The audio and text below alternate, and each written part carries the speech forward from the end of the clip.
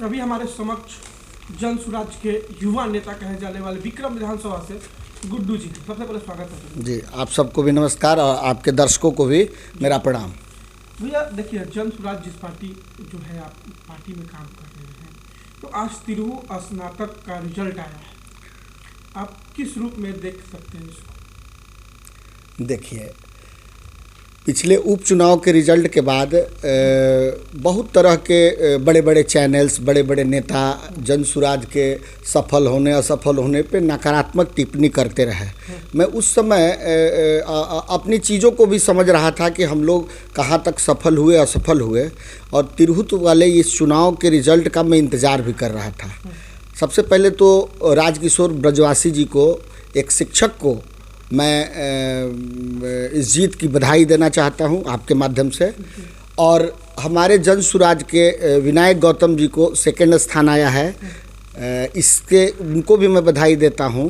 और बड़ा ही आज गर्व मुझे महसूस हो रहा है कि प्रशांत जी पिछले 2-2.5 सालों से जिस विचारों को लोगों तक पहुंचाने का प्रयास कर रहे थे, उसमें हम लोग लगभग इस तिरहुत चुनाव के परिणाम के बाद सफल हो गए हैं।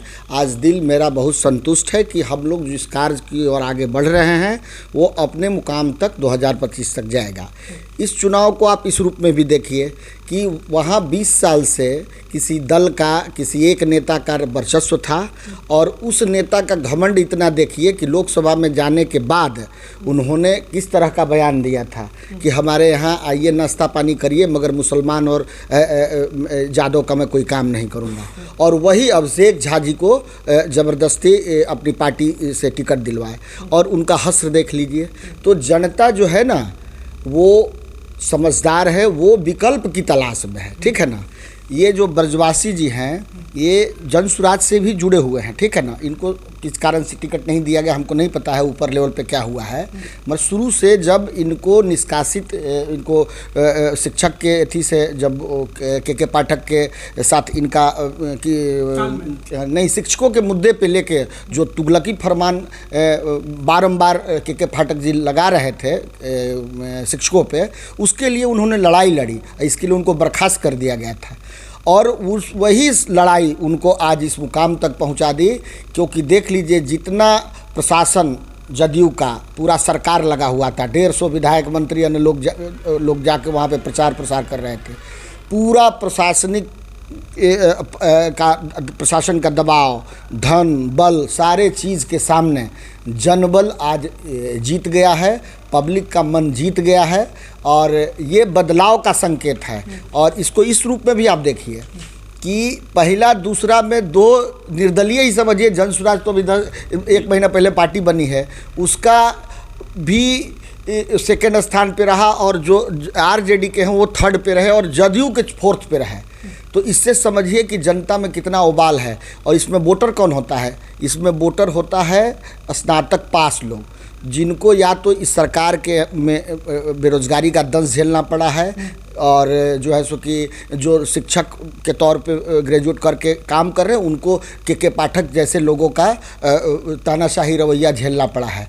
तो इस सब से उब के पढ़े लिखे लोगों ने ये अपना जनादेश दिया है कि बिहार अब बदलाव की ओर बढ़ रही है।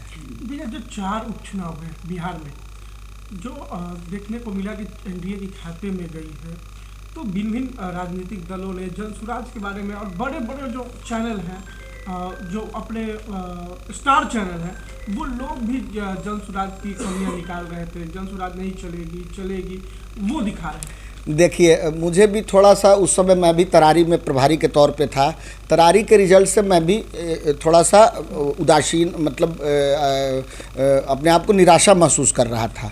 रामगढ़ के रिजल्ट भी हम लोगों के अनुरूप नहीं आया। जब हम लोग समीक्षा करने बैठे, इमामगंज और बेलागंज में हम लोग बहुत बढ़िया काम किए, चारों जगह संगठन नहीं था, तो आप कहेंगे कि बेलागंज इमामगंज क्यों इतना बढ़िया हुआ और तरारी क्यों खराब हुआ। जब पूरे चीज़ का विश्लेषण हुआ, पार्टी बैठ के बड़े बड़े नेताओं ने हमारा बैठक करके इस बात पे विश्लेषण करना शुरू किया, तो एक बात आप जिसको अभी तक ने बड़े बड़े चैनलों ने उद्धृत नहीं किया था, अब इस स्नातक रिजल्ट के बाद इसको सिंप्लीफाई करने में मुझे भी आसान हो जाएगा। आप देख लीजिए बेलागंज में 35 साल से किसी एक आदमी का वर्चस्व था, वो किसी दल का हो, हमको कोई एतराज़ नहीं। आप उसी तरह से आ जाइए इमामगंज, तो एक पार्टी और एक दल का उस पर बरसों से कब्जा रहा है। वो आगे आ जाइए रामगढ़, वहाँ 40 साल से जगता बाबू का कब्जा रहा है।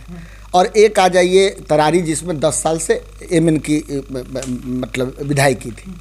ये चारों सीटों पर लोगों ने बदलाव के लिए मत किया। हमारा मत कितना महत्वपूर्ण है, 5 ही हज़ार है, 7 ही हज़ार है, 17,000 है, मगर इन दो परिस्थितियों के दो पार्ट, मजबूत पार्टों के बीच में लोगों ने इतना वोट तो दिया।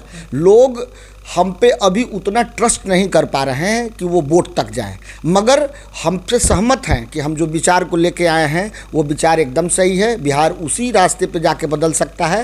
तो हमारा ये कहना है कि हम लोग उस कार्य में भी सफल रहे हैं। हमारे पास अगर 6,000 वोट तरारी में आए तो 6,000 हमारे कमिटेड कार्यकर्ता तैयार हुए हैं। अगले चुनाव में वो लोग 60,000 कर देंगे, ठीक है ना। जहाँ पे रामगढ़ में 7,000 हैं तो 70,000 कर देंगे। जहाँ पे बेलागंज में 17,000 है तो 90,000 हो जाएगा। मगर हम लोगों को एक कार्यकर्ता का टीम मिल गया है। हम लोग धीरे स्टेप बाय स्टेप आगे बढ़ रहे हैं और हम वो बहुत जल्दी 2025 के योजना में सफल होंगे। जन स्वराज पार्टी का सकारात्मक संगठन कब तक शुरू हो जाएगा? देखिए, बहुत तेज़ी से संगठन बनना शुरू हो गया है। लगभग मार्च तक पूरा संगठन अपना रूप में आ जाएगा और प्रखंड से लेके पंचायत स्तर तक जिला और स्टेट लेवल की कमेटी घोषित हो जाएगी। देखिए, किसानों और ब्लॉकों के मुद्दा को लेकर जन स्वराज पार्टी कैसे काम करेगी? देखिए, हम लोग जन सरोकार से जुड़े हुए मुद्दों को टटोल रहे हैं और जब संगठन हम लोगों का खड़ा होने की प्रक्रिया चल रही है, लगभग हम लोग पूरे विधानसभा क्षेत्र में जो प्रमुख 5 समस्याएं हैं उस पे हम लोग नोटिफाई कर रहे हैं और उसके लेकर एक जन आंदोलन खड़ा करना, लोगों को उस मंतव्य उसका भी सेकेंड स्थान पे रहा और जो आरजेडी के हैं वो 3rd पे रहे और जदयू के 4th पे रहे। तो इससे समझिए कि जनता में कितना उबाल है। और इसमें वोटर कौन होता है? इसमें वोटर होता है स्नातक पास लोग, जिनको या तो इस सरकार के में बेरोजगारी का दंश झेलना पड़ा है और जो है सो कि जो शिक्षक के तौर पे ग्रेजुएट करके काम कर रहे हैं उनको के पाठक जैसे लोगों का तानाशाही रवैया झेलना पड़ा है। तो इस सब से उब के पढ़े लिखे लोगों ने ये अपना जनादेश दिया है कि बिहार अब बदलाव की ओर बढ़ रही है। जो 4 उपचुनाव है बिहार में, जो देखने को मिला कि एनडीए के खाते में गई है, तो भिन्न राजनीतिक दलों ने जन स्वराज के बारे में और बड़े बड़े जो चैनल हैं, जो अपने स्टार चैनल हैं, वो लोग भी जन स्वराज की कमियां निकाल रहे थे। जन स्वराज नहीं चलेगी वो दिखा रहे हैं। देखिए, मुझे भी थोड़ा सा उस समय मैं भी तरारी में प्रभारी के तौर पे था। तरारी के रिजल्ट से मैं भी थोड़ा सा उदासीन मतलब अपने आप को निराशा महसूस कर रहा था। रामगढ़ के रिजल्ट भी हम लोगों के अनुरूप नहीं आया। जब हम लोग समीक्षा करने बैठे, इमामगंज और बेलागंज में हम लोग बहुत बढ़िया काम किए।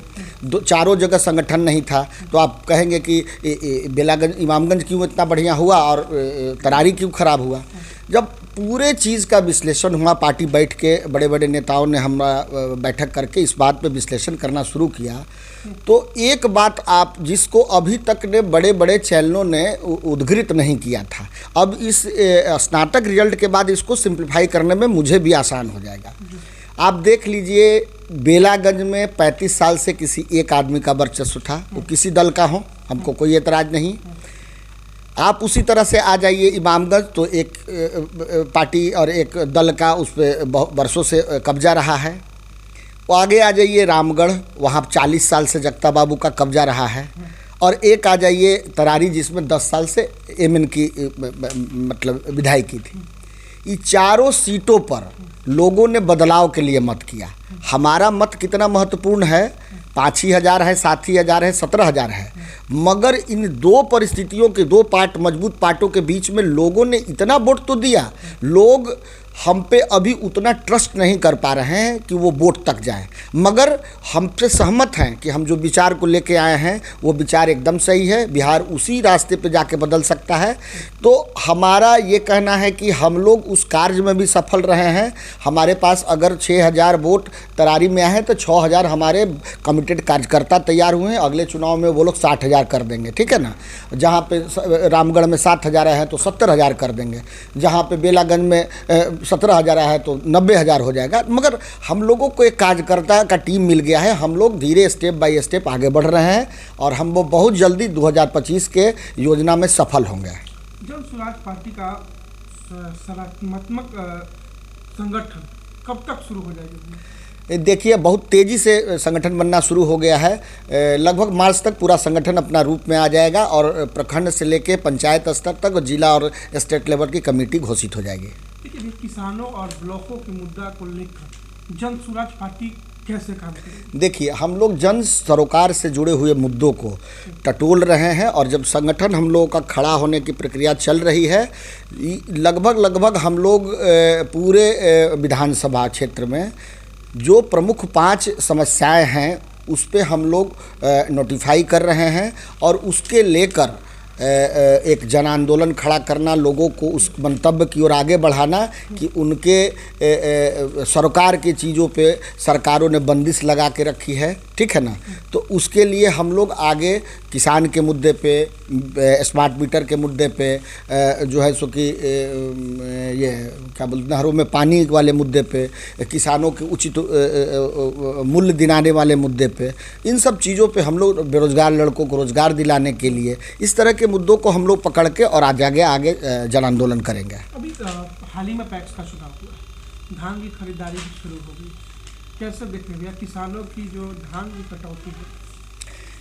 देखिए, सभी पैक्स अध्यक्षों को जो जीत के आए हैं उनको मैं आपके माध्यम से शुभकामना देता हूं कि वो किसानों के हित में अगले 5 साल काम करेंगे। मेरा मानना है, और मैं भी एक किसान परिवार से रहा हूं, मैं भी खेती करता हूं, मेरा भी धान बेचना होता है, गेहूं बेचना होता है। तो बिहार में गेहूं की तो खरीद होती नहीं है, धान की खरीद होती है। उस धान के खरीद में कुछ पारदर्शिता नहीं है, जिसके तरफ आपका और आपके चैनल के माध्यम से किसानों को और पैक्स अध्यक्षों को मैं ध्यान दिलाना चाहता हूं। आप देख लीजिए कि एक सिस्टम बनाया गया 5 साल 6 साल पहले कि पैक्स अध्यक्ष तय करेंगे कि किस मिलर के पास उनको अटैच होना है। अब इस अटैचमेंट में एक प्रॉब्लम क्या हुआ है कि किसानों के चाहते न चाहते हुए भी पैक्स अध्यक्ष अपनी मन मुताबिक और सुविधा अनुसार जो है सो कि वो टैग करा देते हैं। टैग करा दिए तो वहाँ 2-3 चीज़ बड़ा पारदर्शी नहीं है, वो किसानों के हित में नहीं है। सबसे पहले मॉइस्चराइज़र का जो मापने का तरीका है, यंत्र है, वो हमारे समझ से पारदर्शी नहीं है। किसानों को शायद नहीं समझ में आता होगा कि ये जो मशीन है वो सही है कि गलत है, इसका रीडिंग सही है कि गलत है। इसको सरकार को और पैक्स अध्यक्ष लोगों को मिलके और पारदर्शी बनाने की ज़रूरत है। मैं उनको ये नहीं कह रहा कि वो इस माध्यम से कुछ गलत कर रहे हैं, मगर लोग संतुष्ट नहीं हैं, उसको संतुष्ट करने का वो भरसक प्रयास करें। और दूसरा, मान लीजिए हम अपनी धान के उपज को घर में तौल लें, किसी कांटे पे ले जाके तौल लें और उसके बाद जो मिलर के पास कांटा लगा हुआ है उस कांटे पे भी जाके मैं तौल लूँ। अगर डिफरेंसेस आता है तो उसको मार्जिनाइज करने के लिए पैक्स अध्यक्षों को ध्यान देना पड़ेगा, क्योंकि पैक्स अध्यक्ष ने तो अलाउ कर दिया कि जाइए वहाँ पे आप मिलर को ध्यान दे दीजिए। अब वहाँ मिलर किस तरीके से उससे ट्रीट कर रहे हैं इसके भी देखने की ज़रूरत है पैक्स अध्यक्षों को, और किसानों को भी सेटिस्फाइज करने की ज़रूरत है कि उनका कांटा और जो हम कांटा घर से लेके लोग समतुल्य बराबर है। और ये दोनों चीज़ों से अगर पैक्स अध्यक्ष किसानों को संतुष्ट करते हैं तो वो लंबे वक्त तक और एक यशस्वी और पूरे मतलब किसानों के अंदर उनके प्रति प्यार रहेगा। मेरा ये सुझाव है, इन लोगों को इस तरह का कार्य करना चाहिए। चलिए, आपका बहुत बहुत धन्यवाद। चलिए, आपका भी बहुत बहुत धन्यवाद। नमस्ते।